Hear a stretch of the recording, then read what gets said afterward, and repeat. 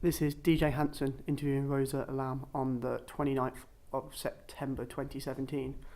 So, Rosa, do you want to tell us a little bit about your childhood to start off with? Oh yes, I was born in Hong Kong and I got three brothers. And as you can understand, with three brothers, I'm just a tomboy. I climb the tree, I run around the pine in the mountain, and I go picnic and everything in the mountain by the seaside and everything. And the childhood was good.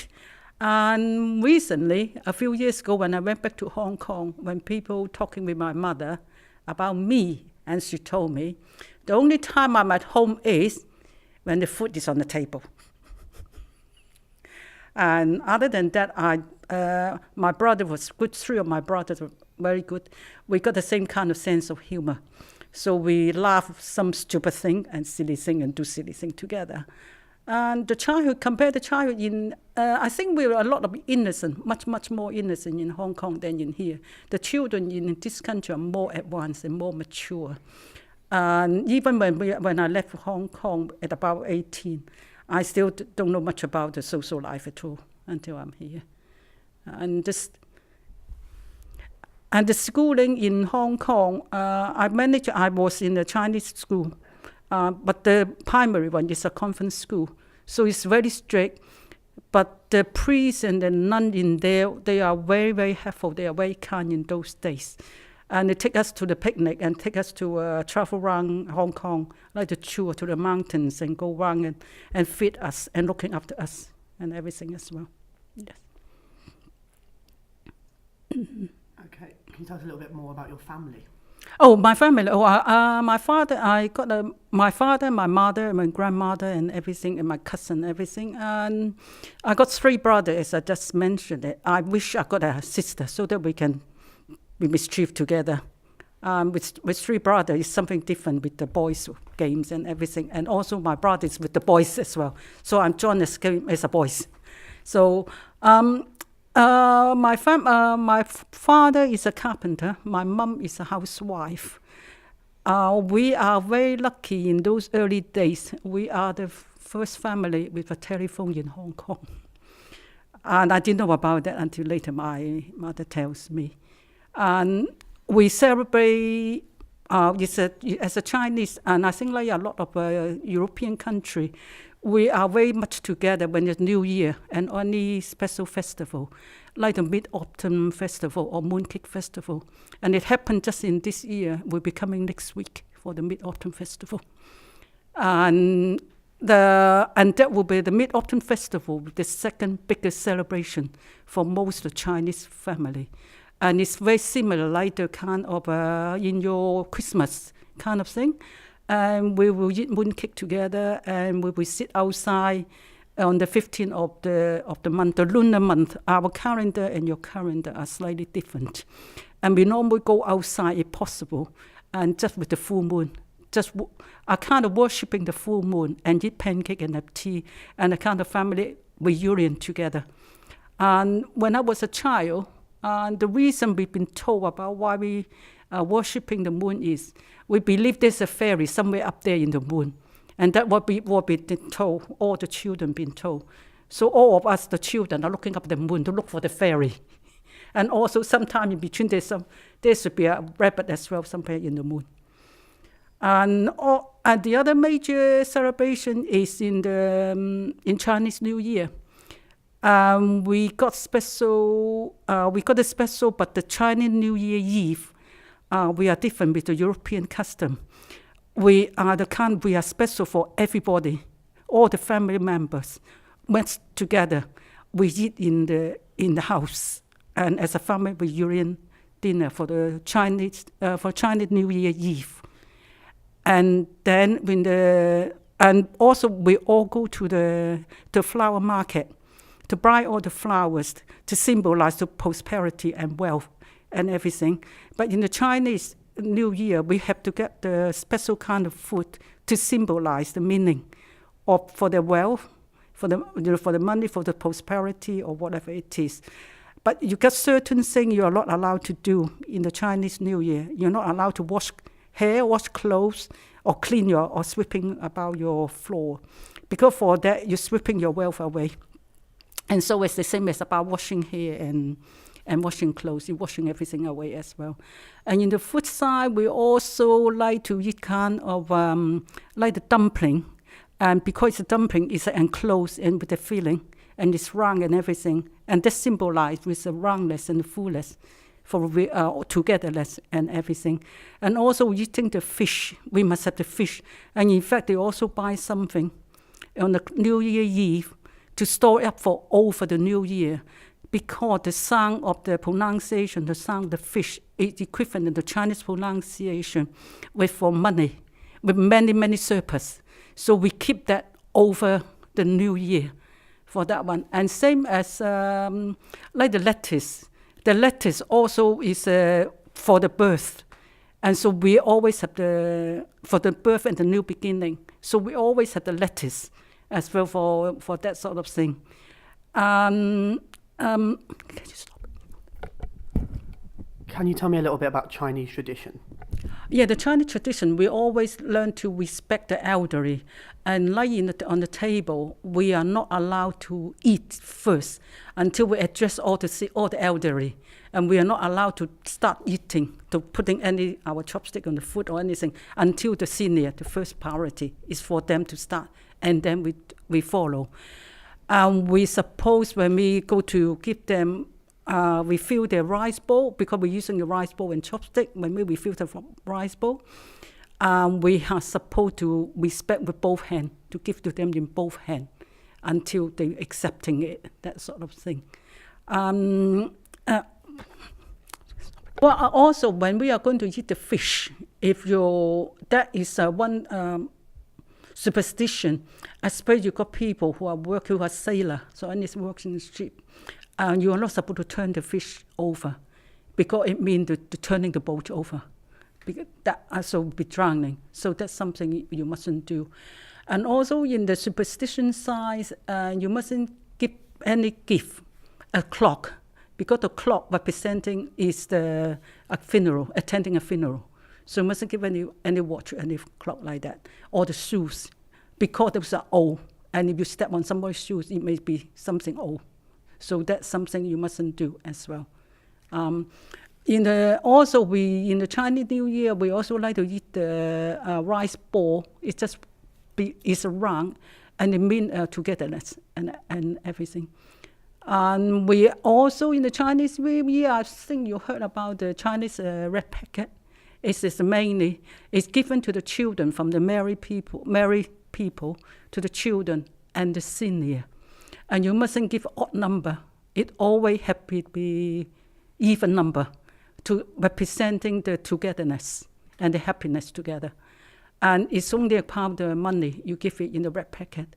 And it's given also in the New Year, the wedding, or the childbirth, anything there for the new baby, or any celebration to it.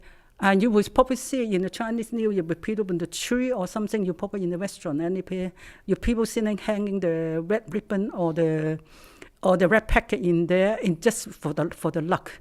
And a lot of it to say, for the evil spirit and everything as well. And with the flower, and you mustn't use the yellow chrysanthemum and the white flower to people, because they represent the death in the funeral and things like that, or whatever it is. I'm going to tell you, I'd like to tell you something about my come over here from Hong Kong as a training. I came up. Can you tell us a little bit about your education and your schooling? Yes, my schooling, I was in a convent school when I was in a primary school, and it's very strict. I learned a lot of mainly in Chinese. We only about 1 hour to learn in English for the alphabet and things like that. And we also got, I think we got more important issue is in the mathematics than in this country. So I start learning the timetable when I was very, very young. And our priority is to keep on the Chinese brush calligraphy. So I start using my brush when I was about probably under 5, to go to the special evening classes to learn the Chinese brush for my primary. And then I went to the secondary school, and also we are very strict as well. We do a lot of, I've done a lot of, including science, everything. But one thing in science, I don't understand physics at all. I'm very bad at it. But somehow, I don't know how, my daughter is a physicist. And secondary school, I was doing fine until when the last year, and some friend, quite a few of my friends, because one of her brother was in England, and decided the only way we can get away from living Hong Kong, living our parents, you try to be independent, you try to come over to here. But unfortunately, I also in the Chinese school, and so I got a very minimum of English speaking. So when I came over here, I don't speak English. The only thing, 2 words I say is yes and no. And through the year when I came over, I learned my English through my training, and with very kind people supporting me. Listening to the BBC News, reading a lot of books, and studied, I think I took about 6 months to study my final. And then my dictionary. I think the main thing for me to come over, most important thing I have, is my Chinese dictionary, to translate from Chinese to English, English to Chinese. And that's given me a great incentive to carry on my training, and much easier. And I also met a lot of people. I think one particular lady who was in my training with me, she treated me as like a sister. She was from Jamaica. Unfortunately, I lost her contact because she looked after me because I can't do any cooking. Every time when I iron, I burn my clothes. when I cook rice or I roast my chicken, the outside is burned, the inside never cook. The rice is the same, it burned the bottom, it never cook. So she taught me all these things, and she ironed me my clothes and everything. And when anybody tried to bully me, she bullied them back for me. One disadvantage I found through my training in here is I see a lot of good people that support me, but one I found is the racial prejudice. But as years go by, they are much improving. In my training, the patient was very good in those days. I remember them if I go on holiday, I tell them I'll go the trip. And in those days, you got the trolley and you got to selling newspapers and sweets and whatever they want, the newspaper. And as soon as they knew I'm going on holiday or going anywhere, quite a few patients would buy me chocolate and sweet and say, nurse, eat this in your coach or in your bus or something like that. So those times are very, the people are very nice. And unfortunately, the time has gone by. I think there's sort of changing in here now. So I don't see a lot of things doing the same thing anymore. I mean, I left nursing for sometimes, but when I was there, even when I was later, after training, I don't see this happen. Can you tell me more about migrating to the UK? Well, the only thing is I only mainly come here for my training.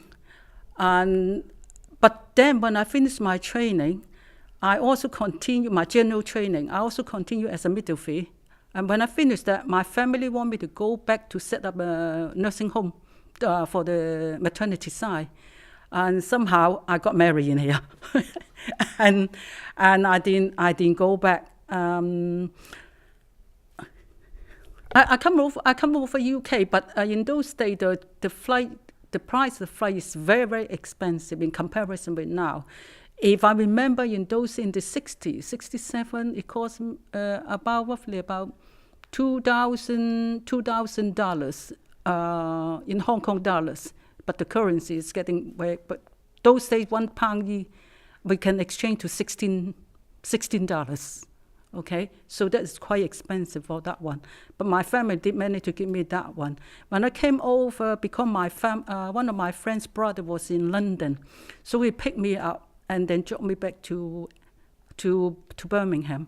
So we made up a group, and none of us can tolerate the English food. We didn't like eating what we are eating. So most of us, almost all of us, normally have a food parcel from Hong Kong, including a rice cooker for my brother, because I can't cook rice. And I must tell you this, when my training, when I first training day in here, and in those days we have to do the breakfast, lunch, and everything. We serve about tea and everything. We need to have to cook it, okay, cook the boiled egg and thing. So my duty was make some tea to my breakfast and do boiled egg. And I didn't make any tea, in this English tea. So they gave me this big teapot and say, put some tea leaves. I did put some tea leaves in it, except they're coming with a half pound pancake. And that's my first time make English tea, so I put a whole lot in the teapot. So the tea was very black. And I had to do the boiled egg, and it's 40. I put everyone in, start from my putting in, and count for 5 minutes. So when 5 minutes, I took everything out. So when I served to the patient, all the egg running down. When I opened it, all the egg run down. But those days are funny days because they all laugh. So that was a good training day, and they were also teasing me. And then because my surname is Lam, so the easy thing is they call me Lam Chop. So every time they call me Lam Chop. So it's just we do a lot of fun to making joke about in the ward. When we got a lot of laugh, we will look after each other, and the patient doesn't mind as we were laughing with them. And we were good in those days. All our board and lodging was included. Although the money wasn't very good, I think I got £12 per month in those days, but the food was very cheap. And after they deduct us, we got the nurses' home to live in. We got about 5 meals a day. We got breakfast, mid-morning tea, lunch, and afternoon tea, and then the dinner. So I wasn't hungry, but I think we all forced ourselves to try to learn to eat the English food, and instead of just depending on the family sending us a food parcel and everything. We are not allowed to do any cooking, but we got our rice cooker sneaking in the room to boil some water and do some noodles and cook rice those days. So I'm not sure.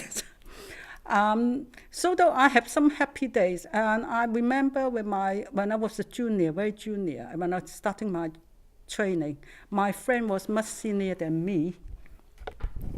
Can you tell us a little bit about your NHS training? Oh yeah, the NHS training. I don't think it's that safe in those days, because I remember it. I came over without knowing much, understand English or speaking English or anything like that. I was in the PTS for about 3 months or less than that. And as soon as we came out, I was located in the ward, being in charge, just with 3 months school in the School of Nursing, and I was in charge of ward. My first ward in charge was a thoracic, is a chest surgery. And that time we were encouraged to use books, so I took my books with me. I don't understand much about what they're having, but the training is we have to memorize 40 patients, all the name, all the diagnosis by memory. But half the time I just make it up. Most of us just make it up because it's impossible to remember all the diagnosis in the first night. And that's what the matron, when they come round to ask us what is everybody's diagnosis, they just pick it randomly. We have to do a lot of hard work, but it's a lot of fun. We have to start the breakfast about 4 or 5 o'clock. We got to make toast. Half the time is burned. And we got to do the tea. And we're just rushing around, so the last one will be cold. I think when I was in the infectious ward, is we have to do a lot of sterilizing ourselves. We have to boil the bedpan and bottles because it was stainless steel. There was no such thing as sterilize or anything like that. And I think every one of us always flooded because we have to turn the machine on, get the water run into the boiler to boil it. So, but we can't stay there for about an hour or half an hour, whatever the time limit to fill it. So by the time we start running around doing all the other jobs, somebody will ring us, you're flooding our downstairs sluice.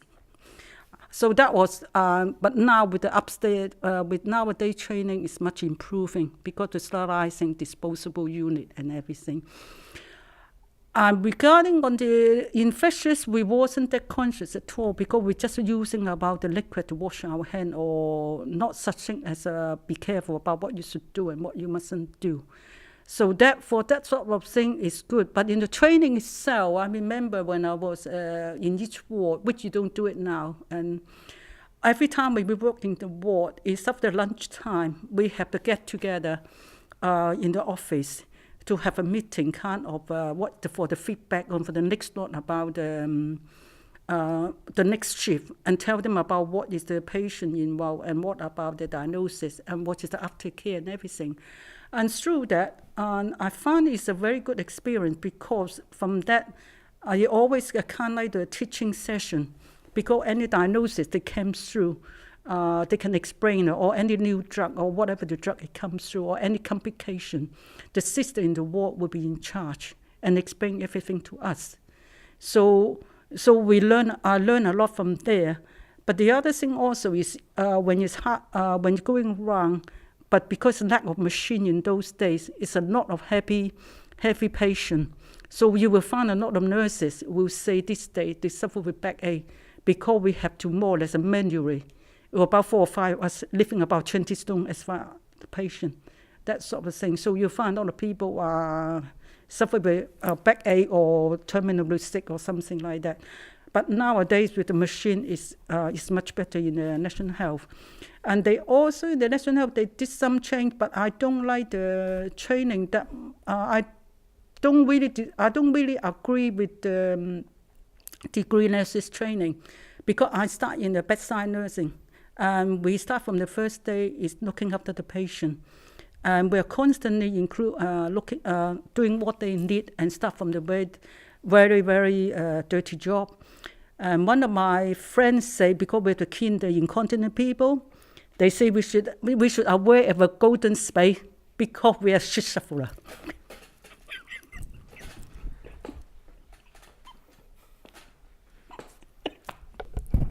Can you tell us more about your NHS training? I think I'd like to tell you something about my happy day in my junior time when I was still in training. I was in one of the ward and somehow I was lucky to click on with one of the senior staff.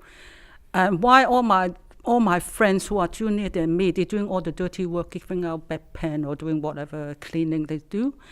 And I was lucky being allocated to go with this senior member of staff, go around with the medicine trolley. And when the end of it, because every time when we finish the ward, maybe about 8 weeks or 12 weeks in each ward, the sister have to sign us for the experience, for the book schedule and everything like that, and how we get on and everything. And when I got that report in that ward, the sister asked me to say, if you can tell me 40 patients, what topic they on, then I will give you a good report. So I don't know what the name is because I've been going around with that. In those times, I got a very good memory. So I can tell them the size, the shape, the number, the quality, and how many times they're taking, how many tablets and everything. So she gave me a good report. So for that, I didn't really do much hard work. So I was easy training in that.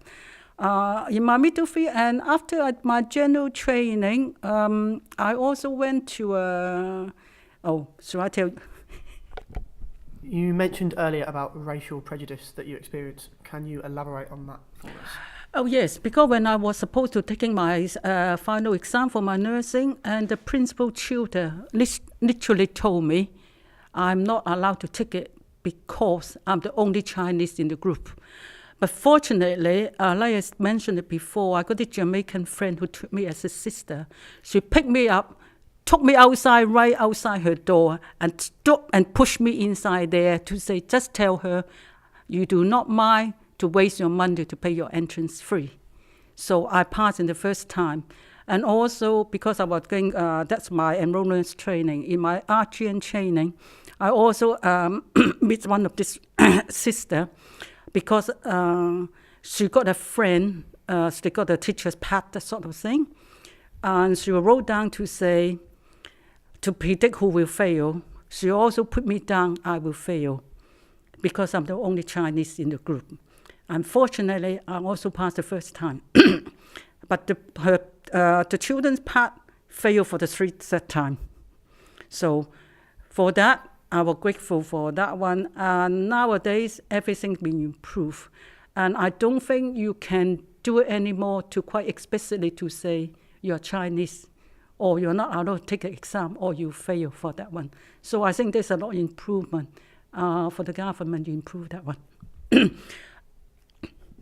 I think when it's been a Chinese, I think a lot of people are quite curious about Chinese because our language are completely different, as well as our tradition is completely opposite as well. So although a lot of people were laughing at us the way we speak, because we're having difficulty pronouncing the R, so a lot of people laugh. And in my training, they do that and also tell us off as well in the same time. And with the table manner, because we use chopstick and they use knife and fork, so I have to learn about the table manner, how to place my knife and fork. And we've also been told we're not allowed to speak Chinese, so we must speak English. And I mean, nowadays, that's fair enough because I'm here to learn English, so I accept that. But I think in those times, we were quite upset about the thing we're among friends and not allowed to speak our own language. I think I'm pretty lucky in some way as work as a Chinese, because in those days, there are not many Chinese in here. And I wasn't one of those by the boat or anything, because when I literally come over in my training, my family may pay for my fare or anything like that. It wasn't under any social security or anything. So for that, people find me strange, so they treat us pretty well in those days. And now I think people get used to it, and maybe better in the future. And I understand they will look low on us. I think there's a lot of people working in the Chinese restaurant or the laundry in the early days. And I think they label us, we are just one of those, they are in the Chinese restaurant or laundry. And generally, I find them, when I'm outside, I think in this older generation, they will look down on me to say, I'm a Chinese, you don't speak English, you don't understand English or something like that. And that is quite hurtful. But then I think when I want to try to retaliate is when they try to tell me about I'm this, I'm that, or just literally look down at me, I will retaliate by saying my son and daughter are from Oxford and Cambridge. They also got their PhD for their... yeah. Can you tell us about your children? Oh yeah, my children, they're quite academic, and they both are from grammar school. I do not agree with private tuition. I told my children if they want to go to Oxford and Cambridge or anything like that, they must go with their own merit. And I told them when they went to the interview to Oxford and Cambridge, I say, when you go for an interview, all your idea must be original. I say, no more copying, no more go to the internet, don't listen to your friend, and you must be original. For that, the people can judge you to say what is our idea, how you think about it. It doesn't matter whether right or wrong, but they just want your opinion. And my son, when he was doing the GCSE, just before his GCSE, he managed to get his grade 7. But when he was about to go to grade 8, he was diagnosed with bone marrow disease. I have 3 years, I think, in health, and I overcome that. With the facility in the NHS, I'm thankful there's an NHS in here, because without NHS, I will not have enough finance to fund my son's treatment, like the chemotherapy, transfusion, and hospitalization, and everything. So I'm grateful to NHS for that one. And the people have been supportive. And the surgeon itself even told my son, because he was one of those he want to finish GCSE and go to doing whatever university and everything. He go for the chemotherapy, have a treatment. He doesn't care what time it is, 2 or 3 o'clock. He wants to go home and go to school next day. So the consultant will say, Simon, this is England. You don't need to study.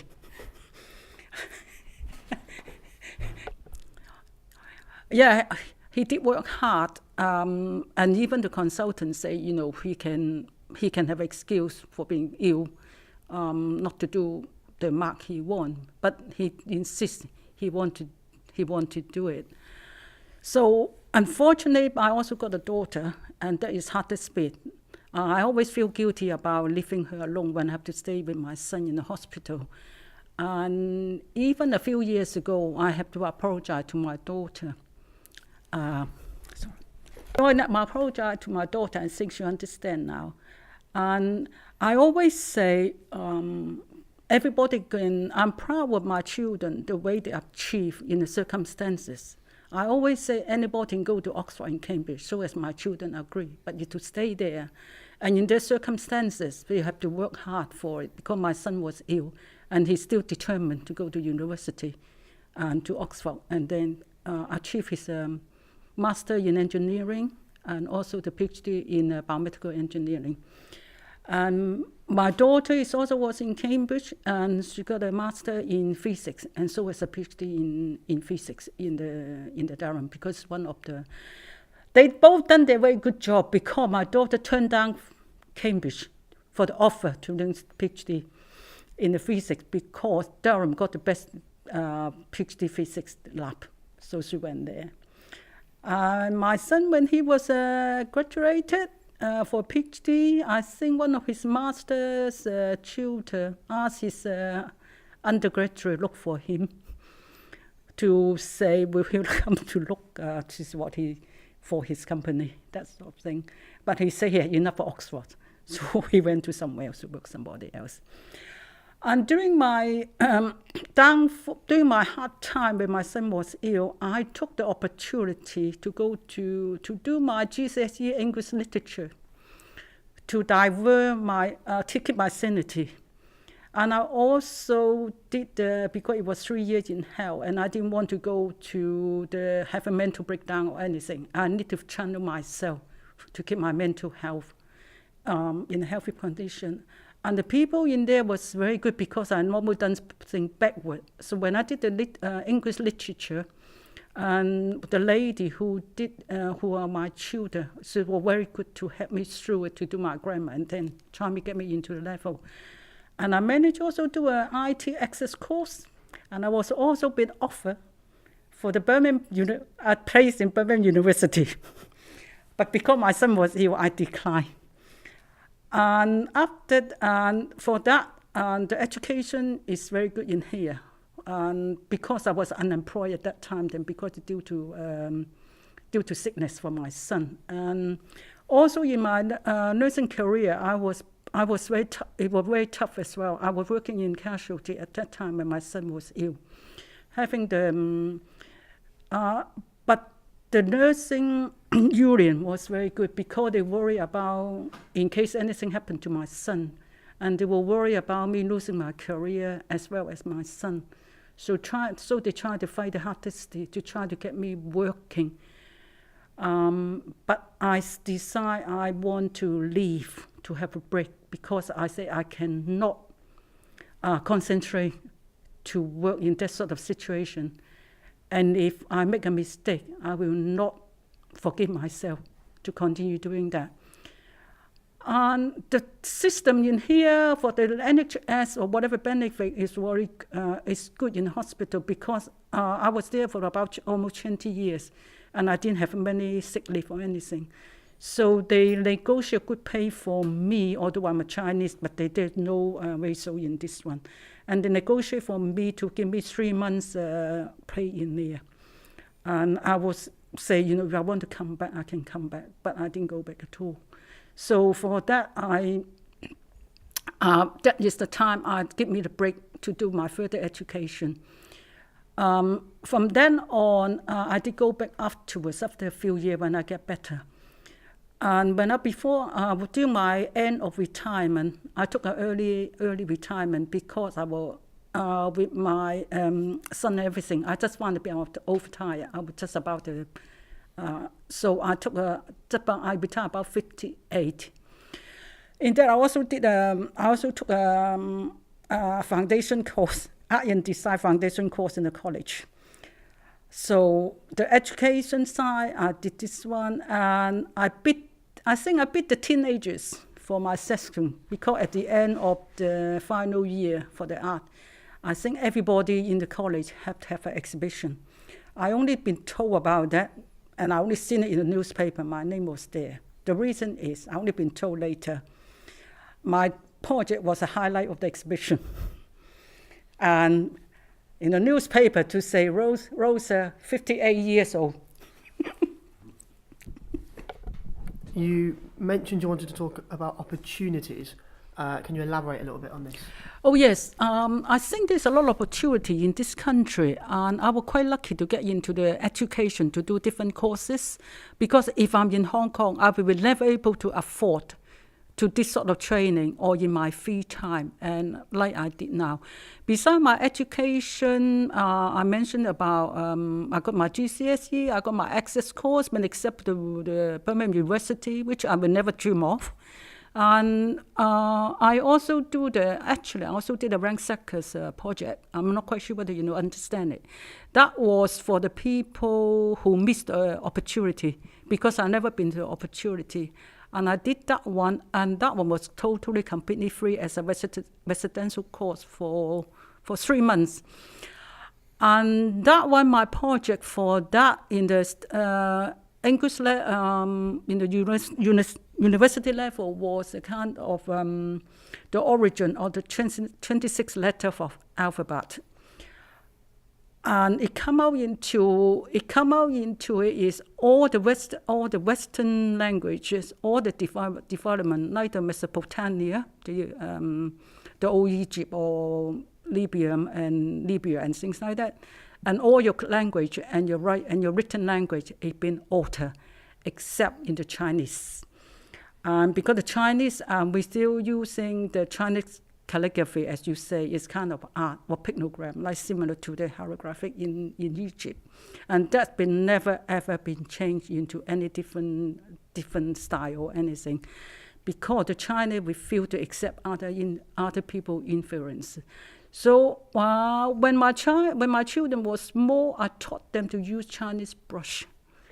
They can do a little bit of Chinese brush painting. Not very good. No, I'm not very good either. But I make sure they can write their Chinese name with the brush in Chinese.